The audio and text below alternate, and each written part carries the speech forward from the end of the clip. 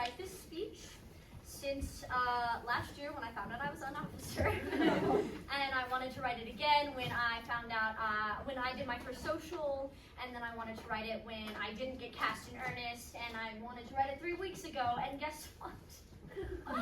Oh, I wrote like 5 words. You know, if I had asked myself in 8th grade, hey McKenna, what's up girlie, what's next? I would have been like, okay, yeah, I'm going to go to Skyline. And then if someone would have been like, yeah, and you're Sterling Scholar finalist for drama and debate from Cottonwood High School, I would have been like, huh, what?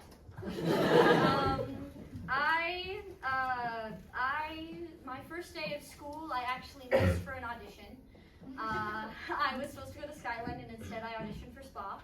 And then 2 weeks in, I had my first day of SPA, and I looked at the calendar. I was waiting for my mom to pick me up, and I realized that I couldn't go to both the school where all my friends were and the school where I was going to learn art. So as a 14-year-old, I had to make a decision that day whether I was going to leave everyone I've ever known and just jump into this new pool, or decide, or not try and be a professional actress. And in that moment, I decided to go to SPA. I was there for 2 years, and it's like a weird little school. It's like an elementary school. They fired the janitor like the first week and then couldn't find a new one, so the whole place kind of was as gross as the officer room.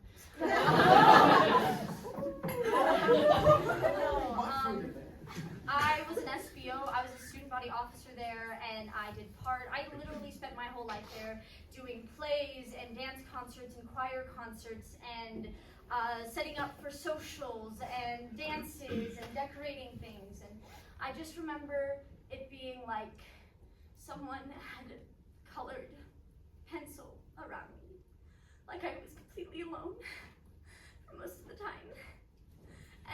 But it felt like home. I had never felt like I had fit in anywhere, and there were other people who liked what I liked. And so when a teacher was mean or I was eating lunch alone, I decided that this is where I was going to stay and this is where I was going to be proud of, because at least I was someone there. And then in my sophomore year, they moved, and I realized I couldn't move with them. So my sophomore year, I was sitting down listening to Cottonwood and Hillcrest win a ton of stuff. And my theater teacher at the time said, if you're gonna not be here, go to Cottonwood. I sent out emails to Olympus and Highland and Hillcrest and Cottonwood and set a meeting with Adam. I remember driving up to Cottonwood and my mom being like, this is so far, we're never going here, but okay, let's be nice and go, and like talk to this guy. And I remember seeing Drowsy Chaperone. It was like dress rehearsal, and Adam just walked out. At SPA, that wouldn't have been possible. Everyone would have fallen apart. And Adam just walked out, and we're like, don't you have a dress rehearsal? And he's like, oh, if they're not ready now, then they'll never be. And we went into the auditorium, and we talked for probably 15 minutes, and we walked out and we went to Beirut's, and my mom went, oh, this is great, this is where you should go, this is perfect. So, and then I saw Drowsy, and I remember the socks matching on Carter's sweater. His socks and his sweater were matching, and there were all these different people, and there wasn't a single person who didn't know what they were doing. And so I went, okay, cool, I'm gonna go. And I signed up for the Granite Youth Summer Camp. And at the end of the Granite Youth Summer Camp, I saw Mana and Sammy and Nick and Sydney all outside. It was this gorgeous sunny day.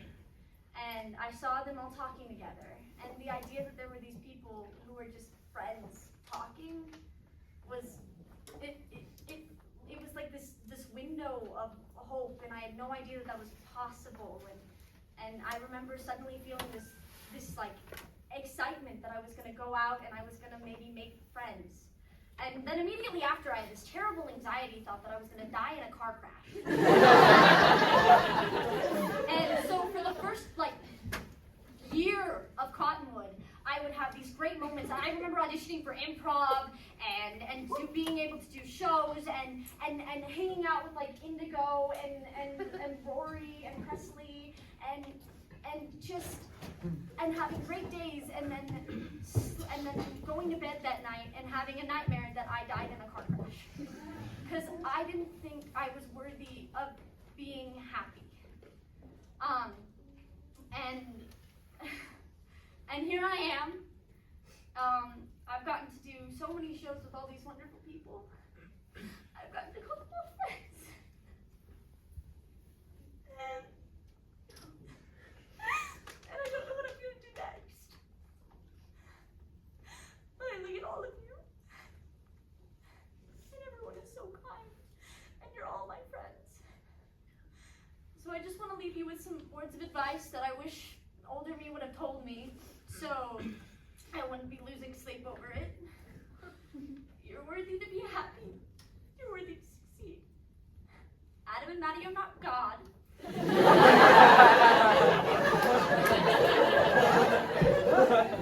They're not.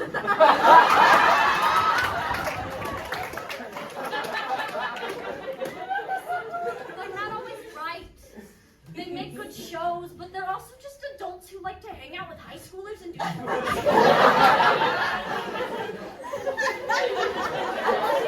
You mean a lot to me. But if you're ever like, oh no, I did something and Adam will hate me, he won't.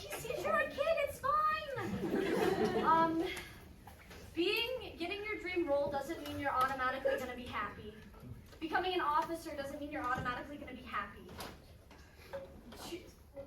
Choosing between I'm going to really over-fixate and just gonna like dive into this one interaction or this one scene or this one piece of homework instead of going and getting ice cream with the improv team or going and talking about boys in my car. Pick that.